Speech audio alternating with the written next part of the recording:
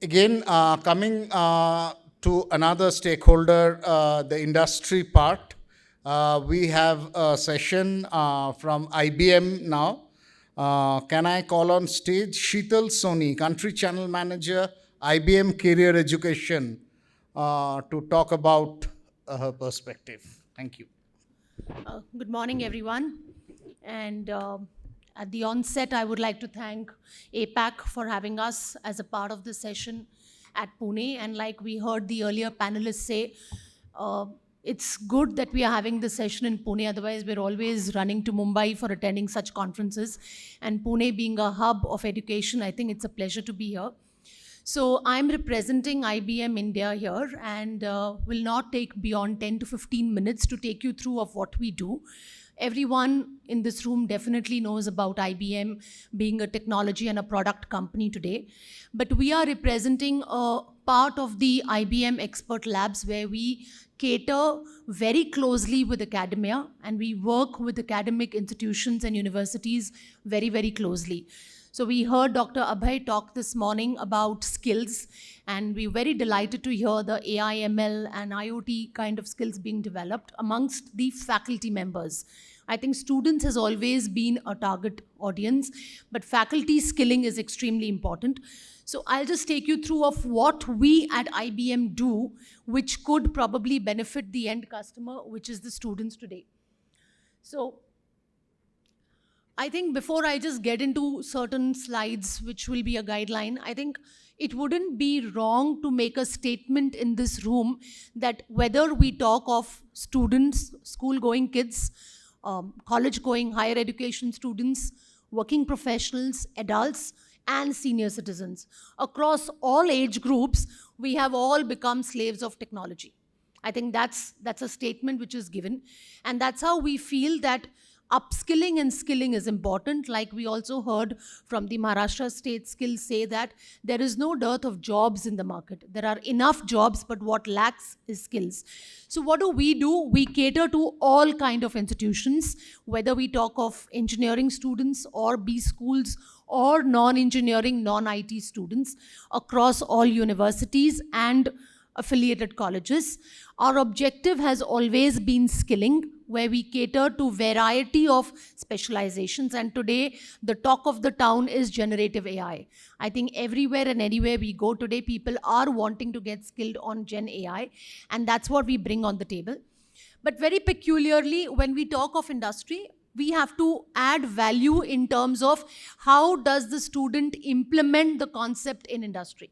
Concepts are taught at academic institutions, but how do you bring the fresh use cases for a student to apply a concept in BFSI or in retail or in transport or in hospitality or in travel or in IT, right? So somewhere we are missing the point that today if a student is skilled in a particular technology, he's opening doors across industries. He's not restricting himself only to IT industry per se. So a BTech in CSE with AI, nothing stops him to get into BFSI. A BTech in CSE with IoT, nothing stops him to get into any kind of civil industry for looking at a career option, right? So that's the moot point that we want to drive with academia, that let's not restrict the careers only to IT, but there's plethora of opportunities that are there in the industry.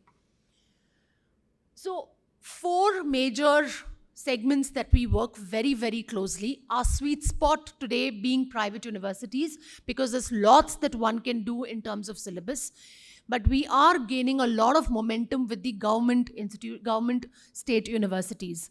One such project, which I will definitely come in the next slide, we have done extensively with the Tamil Nadu state government, where we have trained 55,000 students across the state on projects and on implementing use cases as a part of the credit structure. So private universities, government state universities, a lot of work with affiliated colleges which are affiliated to the state university but can't do much in syllabus, and all institutions which becomes a very generic in nature. So I think in terms of verticals, there's an end-to-end solution, whether we talk from the ancient web development, which is now called full stack, to the most modernized concept coming up today in terms of Gen AI. So you name a particular specialization track, and that with content from 40 hours to 400 hours is available for universities to start adopting into their syllabus. So the modus operandi is that we provide content, we provide use cases, we provide trainers to come and train in the campus, and we also participate in all kind of assessments and giving a joint certificate to every student who passes out. And like sir mentioned today, what matters is getting a good CTC with the proper skill that he has acquired for. So today, students who are getting skilled, surprisingly, they are not looking to get into IT companies or big organizations, but you'll see they want to become entrepreneurs and do their own startups. Because today they understand the issue in the society, they know the technology, they marry the two and come with a solution. And hence we see so many startups and entrepreneurs coming way forward. This is a very important slide, and we have taken up a mission on head. We want to set up 100 COEs in this country on generative AI with partnering 100 institutions. So that's what we do. What are we going to do in this? In generative AI, we would do training and certification. We would do a lot of industry use case for students, and we would have the industry professionals imparting training to the students.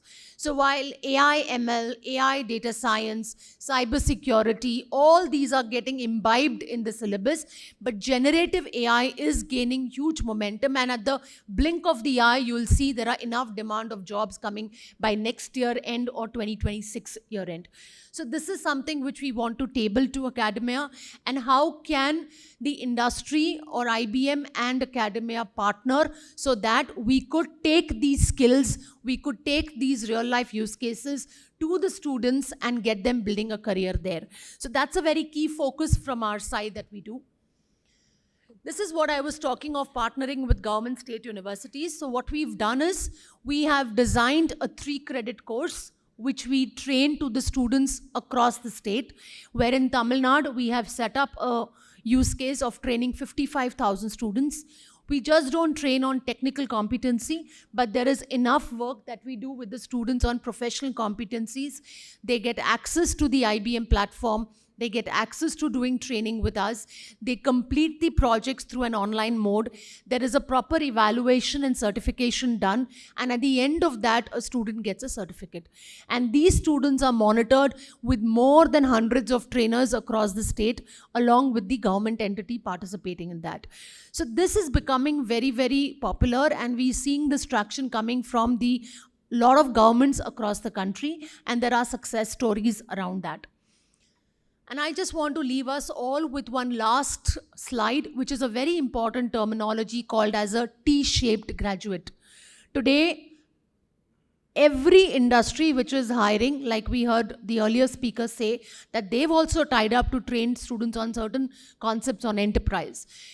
Today, a graduation degree gives student a qualification, right? No denial that the qualification is not needed. But a T-shaped graduate is who gets just not the degree, but he also gets a skill.